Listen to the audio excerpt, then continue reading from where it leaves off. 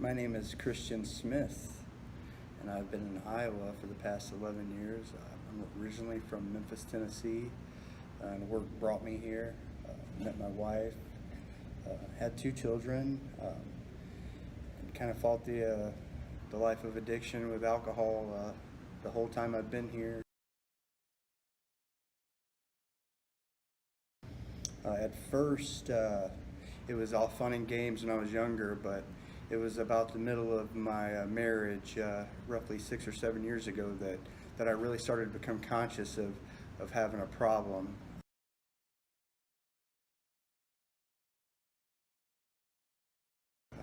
I have no family here. My mother and father, they passed away. My grandparents on both sides are both passed away. So I'm kind of here in the state of Iowa alone. I got a third offense OWI approximately 3.5 years ago, and I dodged prison on that offense and went to a halfway house. But at that time, I was just jumping through hoops. I was just doing what I needed to do to not go to prison. I wasn't serious about my recovery. I completed the halfway house and paroled out of there.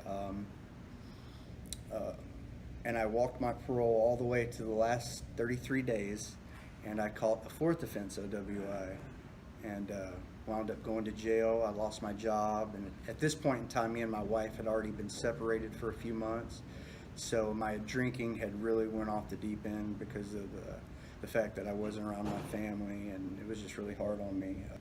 I knew that I was done when I was sitting in that jail cell. I wasn't sure about the next steps that I was going to be doing. Honestly, I figured I was going to wind up in prison when this was all said and done. So I was going to the White House, AA meetings 3 times a day. During those 3 weeks, I obtained a sponsor during that time, and he recommended me to the Salvation Army.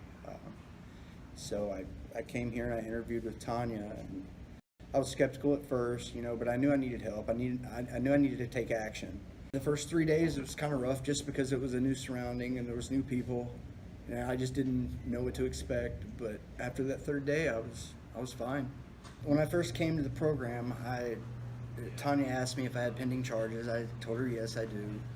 I'm looking at fourth offense OWI, probably going to do some prison time, but at that point I didn't mind. I didn't care. I just knew I needed help. And then finally that dreaded court date came, and we went to court, and Tanya came with me. And we went in front of the judge, and I basically kind of told the judge, how my eyes have been opened, and how I'm ready to turn my life around.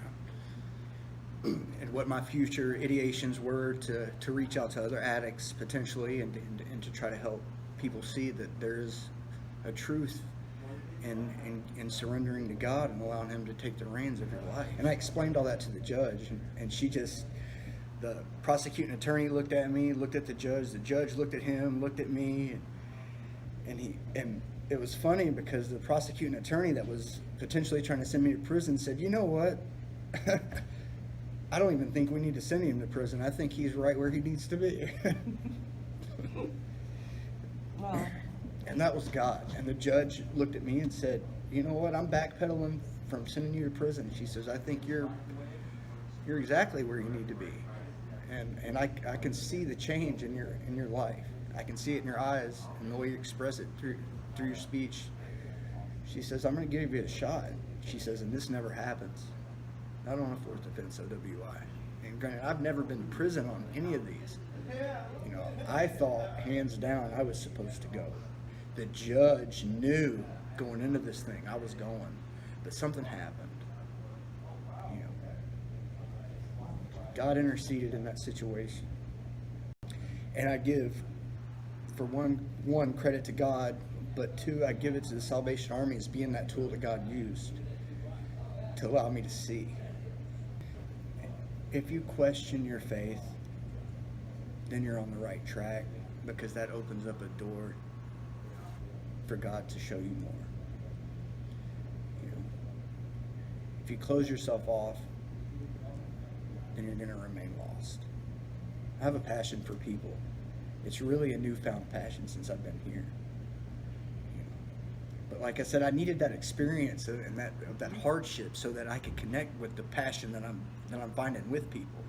You put those two things together, then you've got a beautiful thing.